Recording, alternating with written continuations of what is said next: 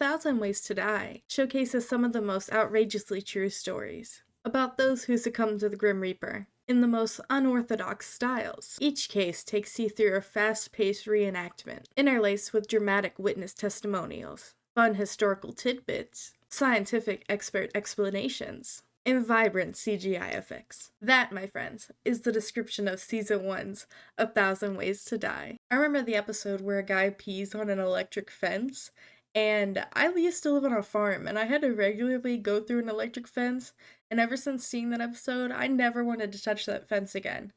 But, like, just so you know, I think him dying from peeing on it, kind of unlikely. If I find that episode, don't worry, we will be looking into it. But today's episode, Season 1, Episode 10, Cure for the Common Death. 1,000 Ways to Die. We're gonna see how true some of these stories are. I plan to actually, research into them and see if these things actually happened or if they made it up. I'm gonna look up these doctors. Are these doctors gonna be real? I bet not. Happy birthday, America! Now hurry up and cook me a hot dog. Watch this, old Bernie got a trick for you. He just wasted a whole hot dog for what? Why'd you do that? That hot dog was like, zoop.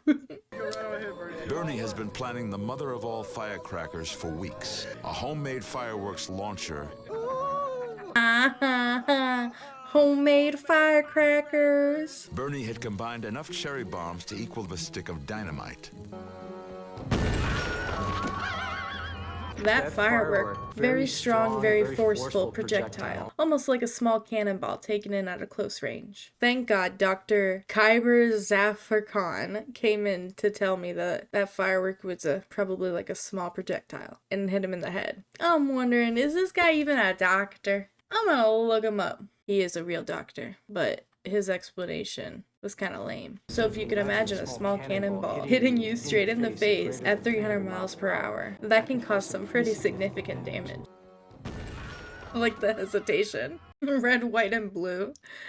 I like that. First of all, how many times were they gonna show him blowing up like that? Second of all, that doctor didn't tell me crap. He was just like, yep, it'd be like a cannonball hitting you in the face. Did this even happen? Let's see. It was a pipe. You know, I don't want to end up on some list, okay? So maybe I won't Google that. I'll believe them when they say that he put enough cherry bombs in there to make a stick of dynamite. I don't know if that's an over-exaggeration. I'll accept that. And people do to, fireworks all the time just by being goofy little guys. I'm sure something like this did happen. How am I supposed to Google? Anyway, let's move on to the next one. Peter Chang, heavy metal journalist. I'm glad they got this guy on here to talk about how people liked metal music, as if not a lot of people liked metal music. The power of the music, the energy of it, many of the same reasons as anywhere. He's like, the Chinese people liked it just like other people, bro. It's very strange they brought him on to say that. And every night, they brought the house down. In that moment, for that person, there is no logical mind. It's just emotion and energy. Bro, I don't know about that, because when I'm busting the moves out and I'm straight busting it down, I wouldn't just... Spoiler alert, he's gonna jump out a window. He gives one last Chinese warlord scream and follows his rock and roll brother out the window. No way. Way to Die, number 66, Guitar Zeros. Two men jump out of window, listening to heavy metal. China? It was allegedly in China. Alright, well, I looked up. I've been scrolling for a little bit. Couldn't find anything about two dudes potentially in China jumping out of the window after partying too hard on that heavy metal music. Did this happen? Probably not. I don't think so. Also, I like that they just had some random journalist be like, yep, they were really digging the music, and I hope that band dedicates their next album. Oz, man. Ozzy. Ozbergs, let's go. I love Oz so much. I do Ozzy, but not like in a gay way. I would do him in a gay way. Yeah, that's cool. Like, who talks like this? Nobody. Nobody. Like, this is crazy. What is up with this giant thing of lettuce? And what makes those burgies? What makes those burgers Oz burgers? These are some serious hard-hitting questions, bro. Let me know. Rock and roll legend has it that Ozzy and Nikki Sixx once snorted a line of ants. No, Ozzy Osbourne did not snort fire ants. But, you know, this was probably like 2000s, right? So they didn't have the Google to really fact check it, you know. But that's okay. Fire ants, man.